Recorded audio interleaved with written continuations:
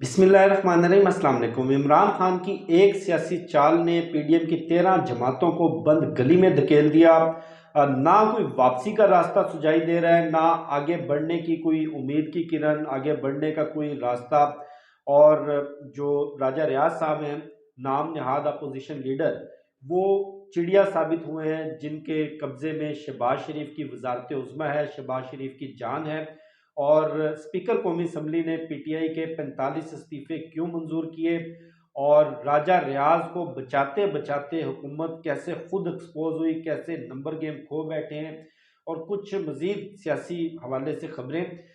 इमरान खान ने अचानक ये इंडिया दिया, हालांकि कोई ट्वीट नहीं की, कोई इस तरह का कोई बयान नहीं दिया या कोई खिताब नहीं किया कि हम कौमी असम्बली में वापस जा रहे हैं। बस एक टीवी इंटरव्यू के अंदर थोड़ा सा इशारा दिया कि हम कौमी असम्बली में वापस जा सकते हैं, ये जाने का इरादा रखते हैं।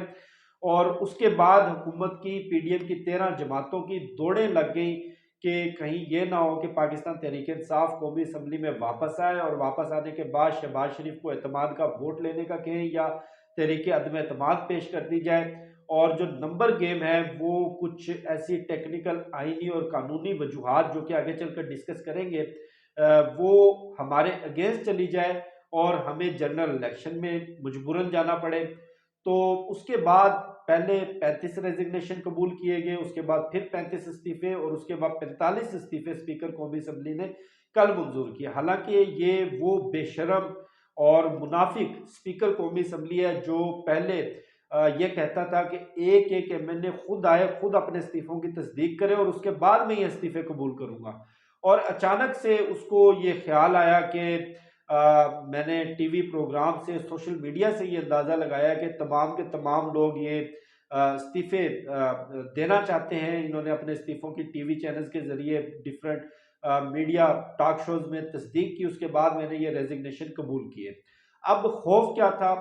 खौफ ये था कि कहीं तहरीक इंसाफ कौमी असम्बली में वापस आकर जो अपनी पार्लिमानी अददी अक्सरियत है वो शो करके अपोजिशन लीडर का जो मनसब है वो वापस ना छीन ले, जिसके ऊपर राजा रियाज साहब है, जो कि ये कहते हैं कि मैं अपोजिशन लीडर भी हूँ और मैं वफाकी वजीर भी हूँ और मैं आइंदा इलेक्शन नून लीग के टिकट से लड़ूंगा। अब ये पाकिस्तान की जमहूरियत है, और जो बच्चे जमहूरे इसको चला रहे हैं, सुप्रीम कोर्ट में जो बच्चे जमहूरे बैठे हैं, जस्टिस मंसूर अली शाह साहब, उनके पेट में हर दूसरे दिन मरोड़ उठते थे कि ये जो नैब तरामीम के खिलाफ तहरीक इंसाफ का केस है, ये तहरीक इंसाफ सुप्रीम कोर्ट में क्यों लेकर आई, ये पार्लियामेंट में क्यों नहीं लेकर जाती है, पार्लियामेंट में ये लोग वापस क्यों नहीं जाते। जब से ये सारे के सारे इस्तीफे मंजूर किए, उसके बाद से जस्टिस मंसूर अली शाह साहब लगता है कि उन्होंने कोई गूंद कतीरा पी लिया है या कोई खीर समझ के उन्होंने एल्फी की 2-4 चम्मच खा ली है। उसके बाद से उनके मुंह से उफ तक नहीं निकल रही, कोई एक लफ्ज तक नहीं सुनाई दे रहा। अब बहरहाल जो असल मामला था, फवाद चौधरी साहब ने भी मुख्तलिफ फोरम्स के ऊपर इसकी तस्दीक की है कि राजा रियाज को अपोजिशन लीडर के मनसब से हटाना था।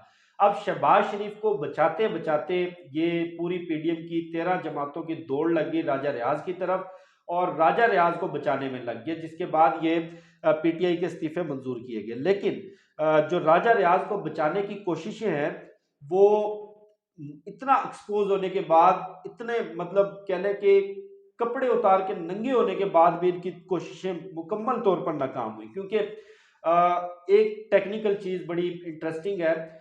जब पंजाब असम्बली में जो तहरीक इंसाफ के कुछ अरकान DC2 है, सुप्रीम कोर्ट ऑफ पाकिस्तान के फैसले के बाद, जिन्होंने उनमें खुसूसी नशिस्तों पर यानी कि रिजर्व सीट्स पर आने वाले भी कुछ लोग थे। अब चूंकि वो लोग डी सीट हो गए, और उसके बाद जो पंजाब असम्बली में पीटीआई का जो अददी नंबर था, यानी कि जो उनकी एमपीएस की तादाद थी, उसकी रेशो के हिसाब से रिजर्व सीट्स नहीं एलोकेट की जानी थी, या जो 2018 के इंतखाबी नताइज थे उस रेशो के हिसाब से। हालांकि जब 10 अरकान पीटीआई के डी सीट हो गए और 10 या गालबन 20 थे, 20 अरकान पीटीआई के डी सीट हुए, उन 20 नशिस्तों के ऊपर नया ज़िमनी इलेक्शन होना था। उनमें कुछ 4-5 लोग रिजर्व सीट्स पर भी थे। तो लाहौर हाई कोर्ट ने यह फैसला दिया था कि 2018 के इंतखाबी नताइज के रेशो के हिसाब से रिजर्व सीट्स एलोकेट की जाएंगी। ज़िमनी इलेक्शन का या ज़िमनी इलेक्शन के रिजल्ट का वेट नहीं किया जाएगा, जिसके बाद पीटीआई की जो रिजर्व सीट्स जितनी 2018 के इलेक्शन में बनती थी उतनी ही सीट्स उनको दोबारा एलोकेट की गई। अब जो नंबर गेम कौमी असम्बली में बनती हुई नजर आ रही है उसमें खवातीन की जो 24 नशस्तें हैं रिजर्व सीट्स पीटीआई को वो दोबारा वापस मिल जाएंगी, और अकलियती जो 5 नशस्तें हैं पीटीआई को वो भी दोबारा वापस मिल जाएंगी। ये बनते हैं 29 नंबर। पीटीआई के 2 एमएनएज ऐसे हैं हंगो से नदीम ख्याल और कराची से महमूद मौलवी, जिन्होंने कामयाब होने के बाद अभी तक अपनी नशस्तों का हलफ नहीं लिया। ये नंबर बन गया 31।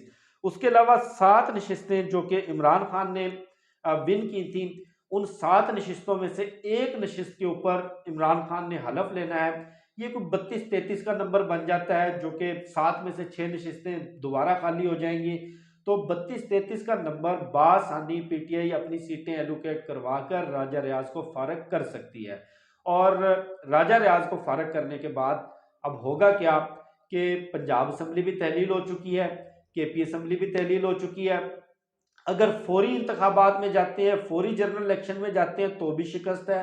अगर कोई बहाना बनाकर, इकोनॉमिक इमरजेंसी लगाकर, या जैसे पंजाब में जो सूरत हाल पैदा हुई है लॉ एंड ऑर्डर की कोई सिचुएशन क्रिएट करके, कोई इमरजेंसी लगाकर इमरान खान को गिरफ्तार करके पूरे पाकिस्तान में बड़े पैमाने पर मुजाहरे या कोई इस तरह की क्योस की या कोई हंगामी सूरत हाल पैदा करके इंतखाबात से भागते हैं, तो 6 माह के बाद जो भागते चोर की लंगोटी अभी हाथ इनके आ रही थी वो भी नहीं आएगी।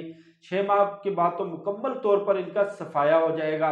अगर ये ऐसा नहीं करते, अगर ये ज़िमनी इलेक्शन करवाते हैं तो कौमी असम्बली की 123 नशिस्तों पर ज़िमनी इलेक्शन होगा। पंजाब की गालबन 301 या 305 सूबाई नशिस्तों के ऊपर बराह रास्त इलेक्शन होगा, और 371 टोटल नंबर बनता है। इसी तरह केपी असम्बली की 99 नशिस्तों के ऊपर बराह रास्त इलेक्शन होगा। ये पूरे पाकिस्तान का 65% बनता है, यानी कि 65% पाकिस्तान में इलेक्शन हो रहे होंगे, इंतखाबात हो रहे होंगे, और 65% इंतखाबात होने के बाद 2 या 4 माह के बाद, 6 माह के बाद, 8 माह के बाद, 10 माह के बाद, 1 साल लगा लें जनरल इलेक्शन की तरफ, तो इनको फिर भी जाना पड़ेगा। अब जब जनरल इलेक्शन में जाएंगे इनकी किसी सूबे में हुकूमत नहीं होगी। 2 सूबाई हुकूमतें केपी के पंजाब, और 2 जो आज़ाद कश्मीर और जीबी, यानी कि 4 हुकूमतें पाकिस्तान तहरीक इंसाफ के पास होंगी। इनके तमाम तर रियासती वसाइल तहरीक इंसाफ के पास होंगे। और पंजाब आपको मालूम है कि 140 या 142 कौमी असम्बली की नशिस्तें सिर्फ पंजाब से बनती हैं। जिसने पंजाब विन कर लिया उसने पूरा विफाक विन कर लिया, पूरा पाकिस्तान उसकी झोली में आन गिरा। तो ये सूरत हाल इनको किसी सूरत भी सूट नहीं करती। इनको अल्टीमेटली जनरल इलेक्शन में जाना पड़ेगा, और इनके पास कोई ऑप्शन नहीं बचा।